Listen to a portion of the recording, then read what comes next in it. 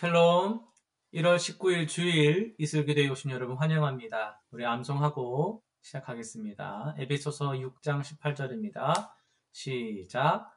모든 기도와 간구를 하되 항상 성령 안에서 기도하고 이를 위하여 깨어 구하기를 항상 힘쓰며 여러 성도를 위하여 구하라. 한 번 더 하겠습니다. 모든 기도와 간구를 하되 항상 성령 안에서 기도하고 이를 위하여 깨어 구하기를 항상 힘쓰며 여러 성도를 위하여 구하라. 아멘. 예, 오늘 주일에 우리가 살펴볼 통독 본문은 창세기 20장, 그리고 마태복음 19장, 느헤미야 9장, 사도행전 19장이 되겠습니다. 이 본문을 간섭이라는 주제로 살펴보도록 하겠습니다. 창세기 20장은요, 아브라함과 사라가 그랄에서 겪은 위기를 다루고 있었습니다. 아비멜렉이 사라를 취하려고 할 때에 하나님이 직접 꿈으로 나타나서 간섭을 하셨죠.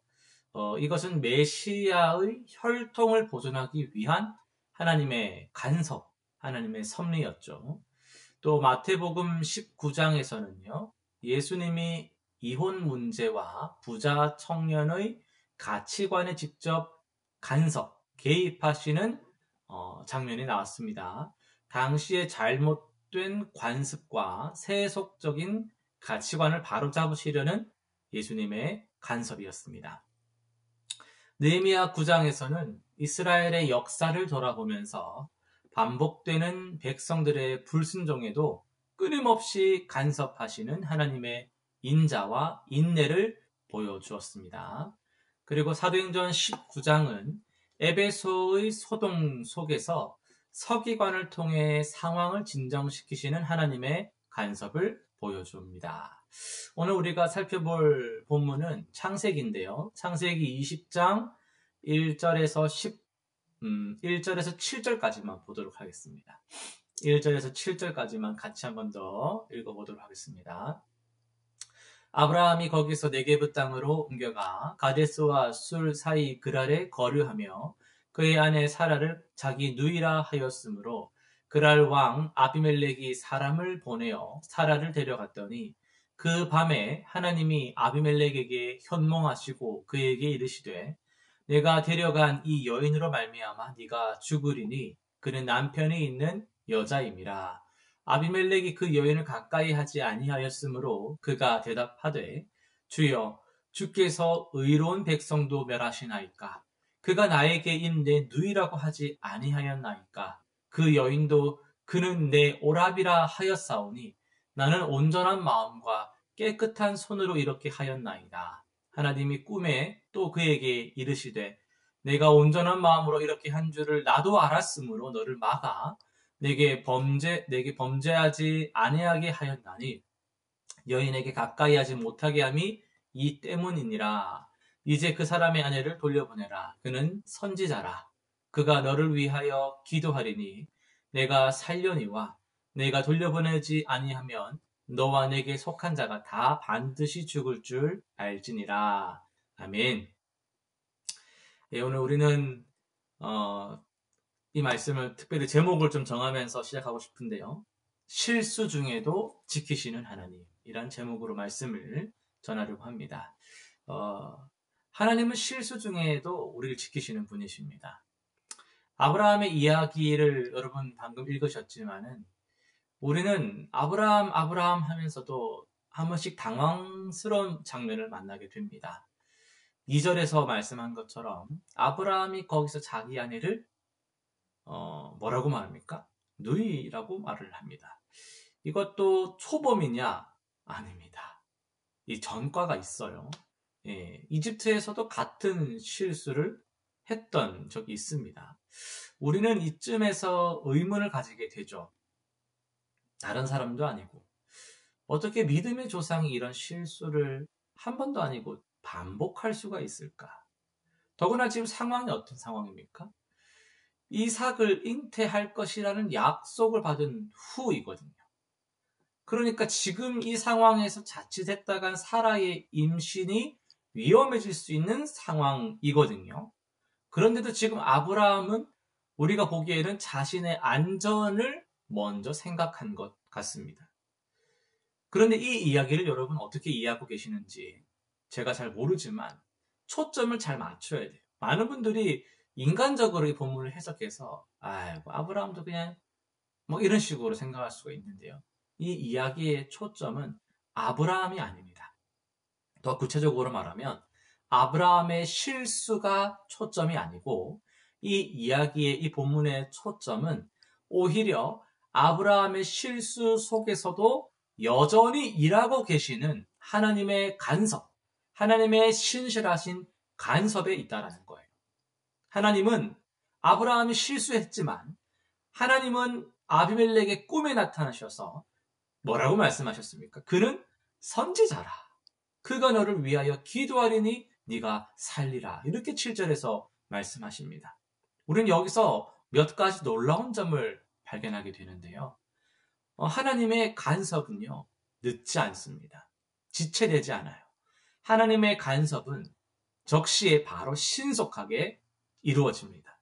하나님이 밤에 꿈으로 아비멜렉에게 오사 이미 때가 늦어버리면 안 되는 거거든요. 사라가 아비멜렉의 궁에 들어간 그날 밤에 하나님은 늦지 않게 즉시 적시에 개입하셨다는 거죠. 하나님은 우리를 살피고 계시기 때문에 정말 내가 끝났다 싶을 때에도 하나님이 그걸 아시고 우리가 감당할 만한 시험을 허락하시고 하나님 우리를 도우시는 분이라는 것을 이런 아브라함의 상황을 통해서 우리에게 다시 한 번 더 보여주시는 겁니다. 위기가 없는 건 아니지만 그 위기 속에서 건지시는 하나님의 신실하심, 그 간섭하심을 우리는 보게 되는 거죠. 또 하나는요, 하나님은 아브라함의 실수에도 불구하고 여전히 그를 뭐라고 부르시냐면요, 선지자다. 이렇게 표현을 하셨어요. 7절에서 그는 선지자라. 우리가 보기에는 야, 너 이 정도 했으면 넌 선지자 딱지 떼라. 너는 그럴 수 없다. 넌 이제 끝났어 라고 말하고 싶은 그런 상황일 수도 있잖아요. 우리가 보기에 내 삶은 하나님이 쓰시기에는 너무나도 지저분하고 너무나도 나약하고 너무나도 괘씸해 보일 수 있단 말이죠. 같은 죄를 몇 번이나 짓는 거야. 내가 정말 아무리 내 생각해도 이렇게 해서는 성도라고 할 수가 없어. 이렇게 해서 내가 집사, 내가 장로, 내가 권사, 내가 직분자를 할 수가 없어. 내가 목사를 할 수 없어. 이런 생각을 우리는 하겠죠. 할 수 있죠. 근데 그거를 뛰어넘는 하나님의 인자하심이 있습니다. 그 죄를 지어도 된다가 아니라 그런 죄를 짓는 우리가 있음에도 불구하고 하나님은 여전히 여러분을 하나님의 사람으로 인정하고 계시다라는 거예요. 내가 너 그런 죄 지을 줄 몰랐다. 내가 너 구원할 때, 야, 너 이 정도로 죄 지을 줄 몰랐네. 하나님 이러시는 분은 아니라는 거예요. 하나님 우리에게 그런 후회하시는 분이 아니라는 거예요. 우리가 죄인 되었을 때에도 우리를 사랑하셔서 구원하신 그 하나님이시기 때문에 우리가 죄를 안 지으려고 주님을 더 의지해야 되는 것도 맞지만은 죄를 지었다고 해서 하나님이 내게 실망하셔서 나를 떠나가시는 그런 분이 아니라는 것을 오늘 아브라함의 본문을 통해서 우리는 확인하게 됩니다. 또 하나는요, 하나님은 이 상황을 통해서 아비멜렉에게도 자신을 계시하셨어요. 6절에 보면 네가 진심으로 한 줄을 내가 알았으므로, 그러니까 이방 왕에게도 하나님의 성품을 알게 하신 거예요. 하나님은 내 백성만 이렇게 해서 그렇게 하시는 분이 아니라 하나님은 모든 하나님의 행하심이 만방에 하나님의 행하심이 잘 나타나도록 자신을 계시하시는 분이라는 겁니다. 그런 하나님의 계시하심을 우리도 방해하고 가로막고 제한해서는 안 되겠죠. 여러분 우리 삶에도 오늘 본문과 같은 상황들이 발생할 때가 있습니다. 두려움 때문에 혹은 자기 보호를 위해 진실을 숨기거나 입 다물고 있거나 마음에도 없는 소리를 하거나 참 믿음과는 거리가 너무나도 먼 선택을 우리가 할 때가 있다라는 거예요. 아브라함처럼 같은 실수를 반복할 때도 있습니다. 하지만 하나님은 우리의 실수보다 크십니다.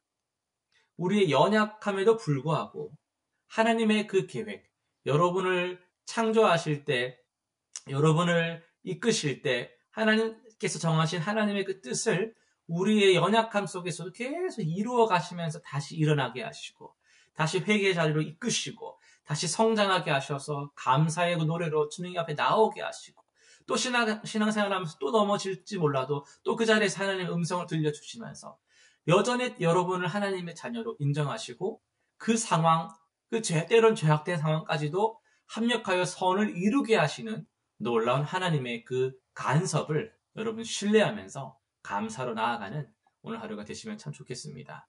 오늘 실천사항 3가지 정리해 볼 텐데요.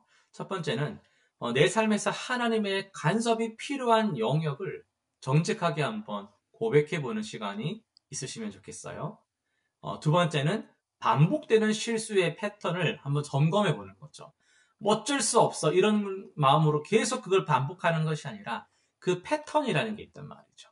항상 뭐 밥 먹고 나면 맥심 한 잔 하는 그런 패턴이 있는 것처럼 그 죄를 짓게 되는 환경, 패턴이 있단 말이죠. 그걸 한번 점검해서 그것을 구체적으로 하나님께 맡기는 그런 실천 사항들을 한번 정해보는 거죠. 내가 꼭 이럴 때 이런 죄를 짓더라 라는 통계, 패턴을 한번 점검해 보는 겁니다. 또 3번째는 나의 실수로 피해를 본 사람을 위해서 기도하는 거예요. 지금 어떻게 보면은 아브라함의 실수로 아비멜렉이 피해를 좀 본 것도 있죠. 이게 본문의 메인은 아니지만은 나의 실수로 피해를 본 사람을 위해서 기도하는 사람이 되어야 됩니다. 어쩔 수 없어서 사람이 살다 보면 그 정도는 다 하지. 그렇게 합리화하고 넘어가는 것이 아니라 용기를 내서 사과를 해야 되는 부분이 있다면 그렇게 하고 또 그렇게까지 할 건 아니라 할지라도 그 사람을 위해서 기도할 수 있는 그런 우리가 되었으면 좋겠습니다. 이번 주도 기도 제목을 3가지 정리해 보겠습니다. 첫 번째, 위기 상황에서도 하나님 끝까지 신뢰하는 믿음 주십시오. 거짓말하는 것, 합리화하는 것, 변명하는 것이 아니라 하나님을 신뢰하는 믿음, 하나님께서 약속하신 걸 이루시려면 내가 이렇게 할 거라는 확신을 가지고 신뢰하는 믿음을 주시옵소서. 그런 기도로 나아가면 좋겠고요. 두 번째, 실수와 연약함 가운데서도 하나님의 뜻을 이루시는 것을 보게 하여 주옵소서. 나의 여러 이 상황 속에서도 하나님이 나를 사랑하시고 나를 붙들고 계신다라는 것을 내가 보게 하여 주옵소서. 3번째요. 다른 이들의 실수가 있을 수 있죠. 나도 실수하니까. 다른 이들의 실수를 정죄, 판단, 비아냥, 무시 그렇게 대하는 것이 아니라 나도 하나님이 품으신 것처럼 그도 품어주실 거라는 그런 믿음으로 그런 주님의 마음으로 나도 그를 위해서 기도하고 다른 이들의 연약함, 그 실수를 덮어주고 마음으로 품을 수 있도록 그 마음을 내게 부어 주시옵소서. 우리 그렇게 기도하며 살아가는 저와 여러분 되기를 간절히 소망합니다. 기도하고 마치도록 하겠습니다. 사랑의 하나님 아버지 감사합니다. 복된 주일을 허락하시고 오늘도 말씀으로 주님 앞에 나아가게 하시니 감사합니다. 오늘 하나님의 간섭하심을 우리가 살펴봅니다. 하나님의 간섭은 우리의 실수를 뛰어넘습니다. 우리가 실수했다고 우리에 대한 사랑을 중단하시는 것이 아니라 그런 우리의 연약함 속에서도 여전히 일하고 계시는 하나님의 간섭을 우리가 신뢰하며 의지합니다. 주님, 우리의 삶에 주님께서 간섭하실 때에 우리가 믿음으로 더욱더 바라보며 나아가게 하시고 우리도 주님의 그 마음을 우리가 알아서 우리도 누군가의 실수를 헤아리며 품어주며 긍휼히 여길 수 있는 너그러운 마음이 우리 안에 있게 하여 주시옵소서. 우리 안에 반복되는 죄악이 있다면 주님 깨닫게 하여 주시고 그 패턴과 습관, 그 연결고리들을 성령의 인도하심 속에서 잘 깨달아 또 때로는 끊어내며 성장할 수 있는 은혜도 허락하여 주옵소서. 오늘 모든 하루의 시간들 주님께 맡겨드리오며 예수님의 이름으로 기도드립니다. 아멘.